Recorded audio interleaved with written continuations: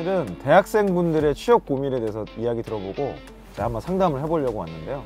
오늘 어떤 분이 또 참석하실지 한번 기대하는 마음으로 만나보도록 하겠습니다.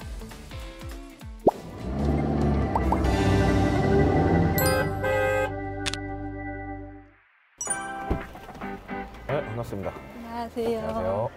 간단하게 좀 자기소개해 주시겠어요? 항공서비스학과를 전공하고 있는 이수민이라고 합니다. 반갑습니다. 반갑습니다.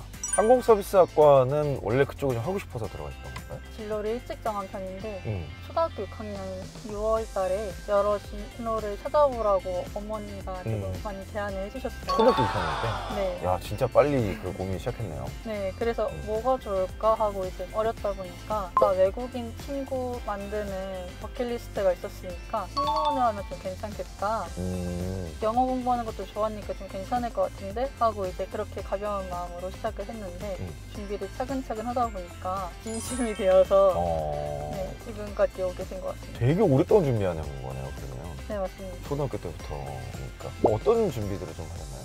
제가 초등학생이었으니까 영어 공부를 제외하고는 성인 때 도움이 될 거가 별로 없다고 생각이 들어서 그러면 입시를 먼저 파악을 해야겠다. 그래서 대학교가 2년제가 있고 4년제가 있지 않습니까? 네. 항공사의 공고들을 보고 여기는 2년제 항공과도 지원이 가능하네? 여기는 4년제만 붙네?를 파악을 해서 그럼 나는 4년제 항공과를 지원을 해야겠다. 4년제 항공과로 가는 거를 이제 정했으면은 그에 맞은 입시를 또 준비해야 하지 않습니까? 그렇죠. 4년제 장학교에 들어갈 만한 스펙을 갖춰야 하니까 영어 회화를 좀 더 열심히 공부를 해야겠다. 그래서 이제 중학교 3년 내내 영어 회화를 좀 열심히 공부했습니다. 고등학교에 들어가서는 외국어 자원봉사를 위주로 열심히 하면서 스펙들을 많이 만들어뒀고 그 만든 스펙들로 열심히 면접을 봐서 항공서비스학과에 입학할 수 있었습니다.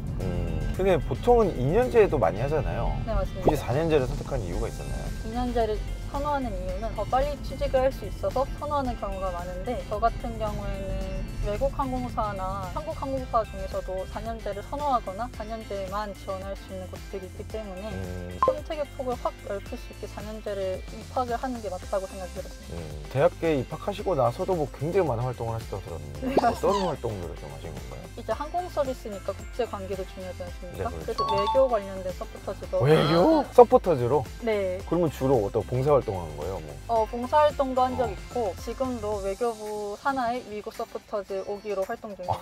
그렇구나. 아니 승무원이랑 외교랑은 좀 그 결이 많이 다른데? 그래도 조금이라도 연관이 있다면은 하고 싶은 열정, 되고 싶은 열정을 항공사에 보여줄 수 있다고 생각이 들었고 승무원이 되지 못할 경우에 변별력을 줄 수 있는 게 무엇이 있을까 하고 열심히 하다 보니까 많은 활동들을 하게 된 것 같습니다. 그게 어떤 거였어요? 그런 외교부 뭐 이런 것도 했고 작년 여름에 인천공항에서 세계 장관 포럼의 장관분들을 의전 활동에서 도피를 드리는 그런 활동도 했었고 그런 쪽을 되게 많이 했네요. 네. 항공 승무보다는 네, 에어 마카오라는 마카오 베이스의 FSC 항공사에서 네네. 마케팅 관련 서포터즈 활동도 했었고 그건 한국에서 한 건가요? 한국이었습니다. 그럼 어떻게 보면 항공 승무원이라고 또 딱 안 맞는 내용이죠. 네, 맞습니다. 그렇죠. 항공 사긴 하지만 뭐 내용은 좀 다르다. 네, 항공업계가 어떻게 보면은 교통수단이기 때문에 모빌리티 산업이랑도 관련이 있다고 생각이 들어서 대전시에서 했었던 모빌리티 산업 관련 기자단 활동도 있었습니다. 기자단? 네. 그것도 또 항공 승무원이라고는 아니에요? 네, 맞습니다. 이야, 뭐 진짜 많이 했네. 근데 정작 한국 승무원 쪽은 또 안 해보셨고. 네, 아무래도 기회가 별로 없다 보니까. 하긴 그 코로나 시기를 통과하면서 있던 승무원도 뭐 사실 일을 못할 상황이었었죠. 맞습니다. 한동안. 그래서 아마 그런 것 같고 이제 조금씩 다시 회복되지 않을까 좀 생각은 드는데. 그래서 이제 작년하고 올해 항공과 채용 공부가 정말 많이 그렇죠. 많이 떴죠. 그런 쪽에 좀 인턴이나 교육이나 이런 건 좀 시도해볼 생각 안 하시나요? 했었는데 제가 안타깝게도 합격을 하지 못했어서. 이제 항공 승무원 진짜 하고 싶은 거 맞죠? 물론. 물론 맞죠. 교육하고 연계해서 쓰는 프로그램도 많을 텐데. 한국관광공사랑 TA랑 협업을 해서 방학 동안에 인턴을 할 수 있게 해줬었는데 이상님 영상을 많이 못 봐서 작성을 잘 못했던 것 같습니다. 그래서 안타깝게도 탈락을 했어요. 졸업을 안 한 거잖아요? 네, 맞습니다. 그럼 학교에서 뭐 연결하는 그런 건 없나요? 프로그램 같은 거? IPP 사업단이라고 해서 지금 당장 사모님 2학기 학생들이 이력서랑 자기소개서를 어떻게 작성하는지 알려주고 면접을 본 다음에 면접을 통과한 학생들은 4학년 1학기 때부터 근무를 할 수 있게 해주시는. 네, 방학 동안에는 직무와 관련된 자격증 공부도 시켜주고 그런 프로그램이 있어서 긍정적으로 보긴 했는데 결이 나와 맞을까? 하고 왜요? 모든 서비스 직무 분야를 긍정적으로 생각하고 있지만 항공사를 제 우선순위로 두고 지금 취준을 하고 있어서 네. 항공 쪽으로 준비하시는 분들은 보통 항공에 포커스해서 이제 진행하는 경우가 많죠. 너무 다양한 활동을 하면서 좀 번아웃 같은 것도 경험했을 것 같은데. 네, 맞습니다. 번아웃이 어떻게 자각을 했어요? 옛날에는 열정 넘쳐서 파이팅하게 했어요. 이것도 해야지 저것도 해야지 다 해야지 하고 시간이 없어 그럼 잠을 줄이면 돼 하고 열심히 했었는데 갑자기 의욕이 확 떨어지고 그냥 방향성을 잃은 느낌도 확 들고 집중도라던가 기능 관련된 게 좀 내려가는 느낌? 왜 이렇게 능률이 안 나지? 왜 이렇게 못하지? 돌아보니까 제 몸도 많이 한계가 온 상태여서 혹시 번아웃인가?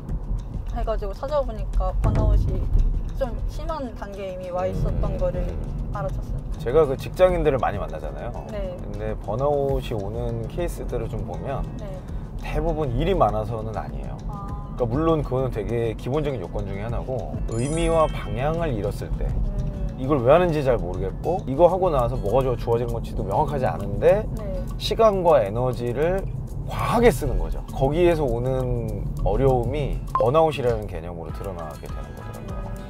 되게 많은 활동을 하는 거가 사실 일관성 측면에서는 조금 아쉬운 점은 있었던 것 같아요. 필요한 거가 뜰 때까지 기다린다든지 그 필요한 거를 하기 위한 준비 시간을 가졌더라면 조금 덜하지 않았을까 그런 생각 좀 들고 승무원이라는 것 자체가 서비스직이거든요. 네, 맞습니다. 그래서 서비스인데 또 안전까지 좀 케어해야 되는. 네, 맞습니다. 조금 되게 독특해요. 사실 서비스 관련된 쪽으로 시간을 더 보냈더라면 좀 낫지 않았을까 그런 생각은 계속 드네요. 아까 저한테 얘기해 주셨던 내용들은 사실 다 서비스는 아니에요. 서비스를 해본 거는 좀 어떤 게 있을까요? 두바이에서 서비스 세일즈 업무 6개월 정도 인턴을 했었고요. 서비스 세일즈? 네. 그거는 뭐 하는 거예요? 국영으로 운영이 되는 테마파크에서 외국인 손님들을 응대하고 또 세일즈도 같이 하는 그런 업무였습니다. 다양한 문화권 속에서 내가 어떻게 응대를 해야 되는지 내가 어떻게 서비스를 제공해드려야 되는지 좀 배울 수 있었고 직무 경험을 쌓았던 적은 별로 없었으니까 주말에 아르바이트 비슷한 거라도 하면서 직무 경험을 좀 많이 만들어놔야겠다 해서 이제 명동에 소재하고 있는 게스트하우스에서 리셉션을 하고 있습니다. 요즘에 그런 거 많더라고요. 크루즈 여행 많이 가고. 맞습니다. 그리고 크루즈가 제가 보기에는 항공하고는 조금 결이 맞을 것 같아요. 네, 맞습니다. KTX도 물론 있고 네, 맞습니다. 크루즈가 조금 더 비행이랑 맞을 것 같다는 생각도 좀 들고. 네, 맞습니다. 그렇게 다양한 것들을 한번 좀 시도해보면 어떨까 그런 생각이 드네요. 진짜 내가 하고자 했던 항공 승무와 관련된 경험에 도전할 수 있는 방법을 찾는 게 지금은 번아웃도 그렇고 시간을 더 잘 활용하는 방법이지 않을까 생각이 드네요. 제가 경험은 많은데 어떻게 활용을 해야 할지 어떻게 정리를 해야 할지 그런 방법들을 잘 모르다 보니까 너무 그런 것도 고민이었습니다. 그렇죠. 좀 막막하죠. 활동은 많이 했는데. 네, 만약에 차라리 경력을 더 쌓으라고 하면은 뭐 어떻게든 더 할 수 있겠는데 제가 가지고 있는 이 모든 정보들과 경력들을 또 다시 재탄생시키는 게 생각보다 많이 어렵더라고요. 그렇죠. 경험이 많다고 좋은 건 아니에요. 네. 우리가 지원을 하는 데 있어서 경험이 없는 것보다 당연히 낫지만 경험 자체가 굉장히 다양하게 퍼져 있는 게 어찌 보면 관심사가 집중되지 않고 다양하게 펴져 있다. 그렇게 이제 면접관들이 해석하는 경우가 굉장히 많거든요. 네. 그래서 직무와 관련된 쪽을 집중해서 일관되게 진행하는 게 좋습니다. 지원서를 쓰거나 할 때도 너무 관련이 없는 쪽들은 안 쓰시는 게 나을 것 같고요. 여기 와서 일해보고 안 맞으면 또 절로 가겠네? 이런 생각을 할 수 있거든요. 내 의도와 상관없이 그냥 오해가 없게 관련된 내용들만 지원서에 쓰시고 이력서에도 그렇고요. 네. 그리고 경기도 일자리 재단에서 운영하는 그 자바바 러닝 센터가 있어요. 네. 거기에 AI 그 면접 역량을 분석하는 시스템이 있는데 그 프로그램을 한번 사용해 보시면 훨씬 더 내가 시간을 어떻게 써야 될지 어떤 것들을 하는 게 좋을지를 한번 확인할 수 있지 않을까 생각이 좀 드네요. 자, 그럼 1부에서는 저희가 이제 이렇게 이야기를 나누고요. 2부에서는 이제 좀 더 실제적으로 이 면접하고 실제 취업의 구체적인 내용들 요거 가지고 좀 더 얘기를 나눠보죠.